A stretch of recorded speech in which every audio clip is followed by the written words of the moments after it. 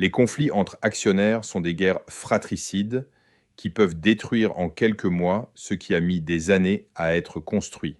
Mais ils sont parfois inévitables et il faut donc en sortir vainqueur. Contrairement aux idées reçues, la société par action simplifiée n'est pas un paradis contractuel sans règles. Sa liberté statutaire cache des pièges redoutables pour ceux qui ne maîtrisent pas les bons leviers juridiques. Je vous présente dans cette vidéo 10 leviers juridiques qui peuvent changer la donne.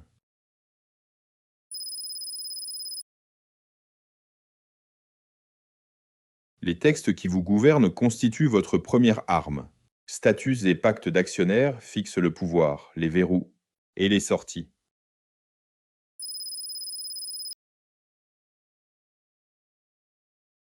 Si les statuts renvoient clairement au pacte, les mécanismes d'agrément et de transfert s'imposent à tous et sécurisent le processus.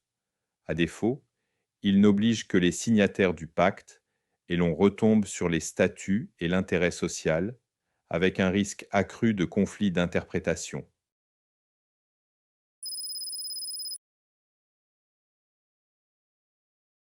Le non-respect des délais ou l'insuffisance d'informations peut entraîner l'annulation d'une décision si un grief est démontré. En société par action simplifiée, la procédure étant largement contractuelle, toute entorse prouvée devient un levier puissant de contestation.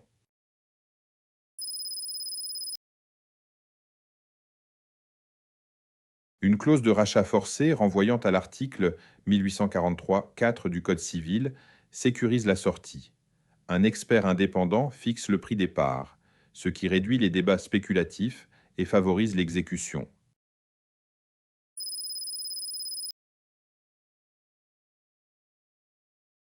En société par action simplifiée, le contrat fait la loi des parties.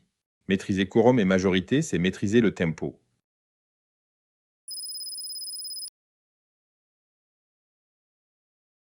Un blocage ponctuel peut être légitime pour prévenir une décision contraire à l'intérêt social. S'il devient systématique ou guidé par un intérêt purement personnel, il dégénère en abus de minorité et engage la responsabilité de son auteur.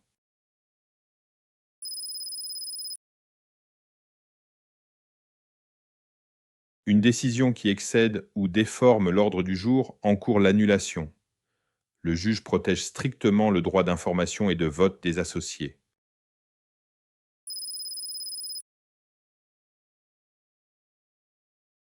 Un blocage persistant peut caractériser une mésentente paralysante et un abus de minorité, justifier un administrateur provisoire, ouvrir droit à des dommages-intérêts et, très exceptionnellement, mener à une dissolution judiciaire.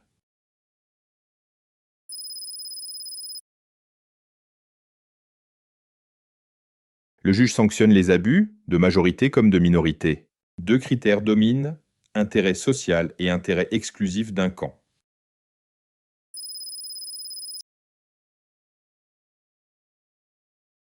Il faut démontrer un préjudice objectif pour la société, perte de valeur, risque juridique anormal, déséquilibre contractuel, distinct de l'intérêt personnel des majoritaires, à l'appui d'éléments comptables et factuels précis.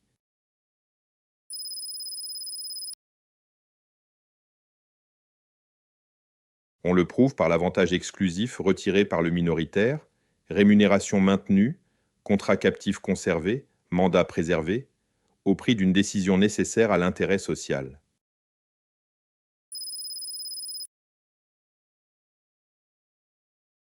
Une chronologie croisant courriel, procès-verbaux, échanges d'avocats, rapports d'experts et attestations constitue le socle probatoire minimal pour obtenir annulation, dommages-intérêts ou mesures de gouvernance.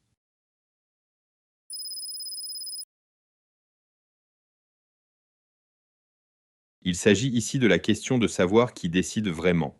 Au-delà du président, un associé peut agir en dirigeant de fait et répondre de sa gestion.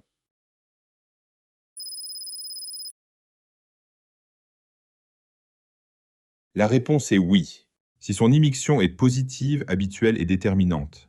Des directives opérationnelles, des signatures récurrentes, une représentation externe, Un associé non officiellement dirigeant peut être qualifié de dirigeant de fait et voir sa responsabilité engagée.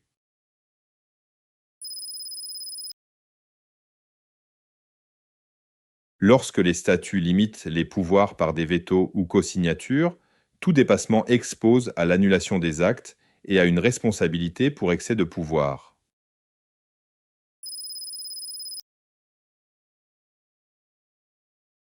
Plus les indices sont nombreux, continus et cohérents, plus la qualification de dirigeant de fait est probable, ouvrant l'accès à la responsabilité civile, voire pénale en cas de faute caractérisée.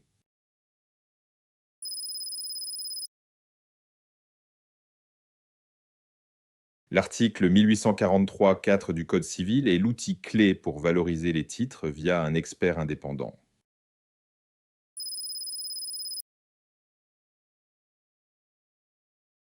Un renvoi explicite facilite la désignation de l'expert et verrouille la méthode de prix. À défaut, le juge peut tout de même recourir à l'article 1843-4 du Code civil pour rétablir une valorisation objective.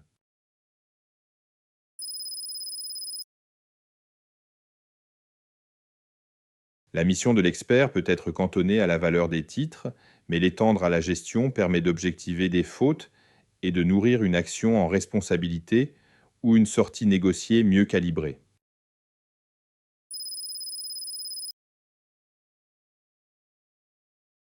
En cas de mésentente paralysante, le juge des référés peut nommer un mandataire ad hoc ou un administrateur provisoire.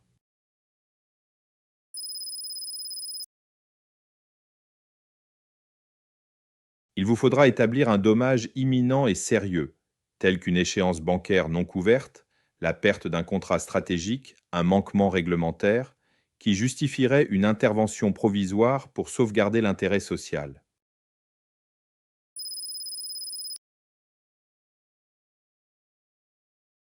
La mission doit être strictement proportionnée, habilitation bancaire, convocation d'assemblée, exécution de résolution ou accès aux documents, afin de rétablir le fonctionnement sans se substituer durablement aux organes.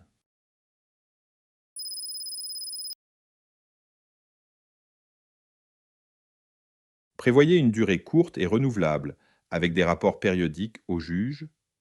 Cela rassure sur la proportionnalité et permet d'ajuster la mesure à l'évolution du conflit.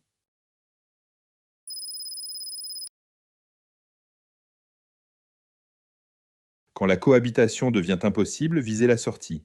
Clause, drag, tag, bail, hors-celle ou rachat forcé encadré judiciairement.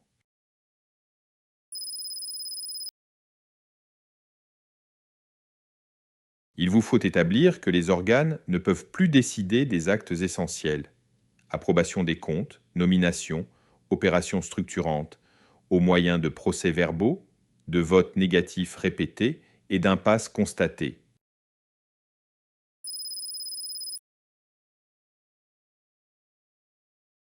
Une clause de malus ou de décote s'applique si la faute est caractérisée et la pénalité proportionnée. Sinon, le juge peut en modérer la portée ou l'écarter en cas d'abus.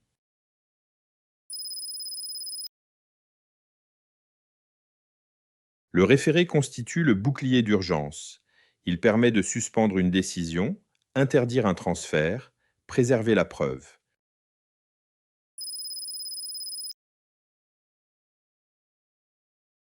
L'imminence s'apprécie au regard d'échéances datées et documentées. Plus le calendrier est précis, plus la probabilité d'obtenir des mesures conservatoires ciblées augmente.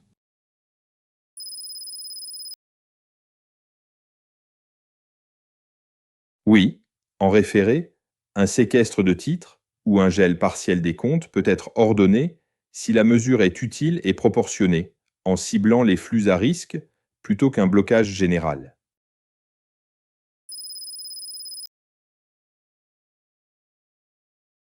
Produisez une analyse d'impact comparant la mesure sollicitée à des alternatives moins intrusives et des éléments chiffrés montrant que le bénéfice attendu dépasse clairement la contrainte imposée.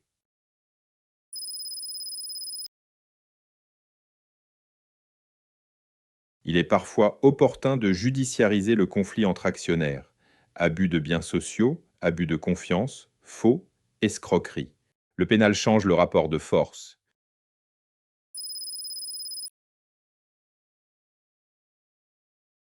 Les infractions financières exigent la preuve d'une volonté de détourner ou de frauder, des actes répétés, des instructions écrites et la conscience du caractère illicite sont des indices déterminants.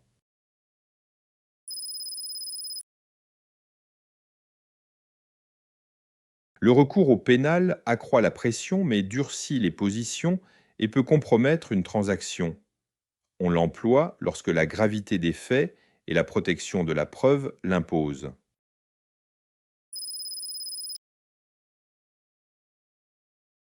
Mettez en place une communication sobre et centralisée.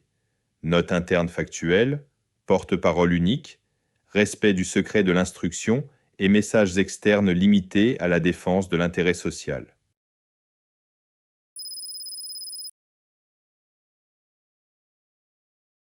Un bon dossier se termine souvent par une transaction bien cadrée. Prix, garantie, renonciation, confidentialité, calendrier. Mais une transaction résulte aussi très souvent d'une pression maximale mise sur la ou les parties adverses.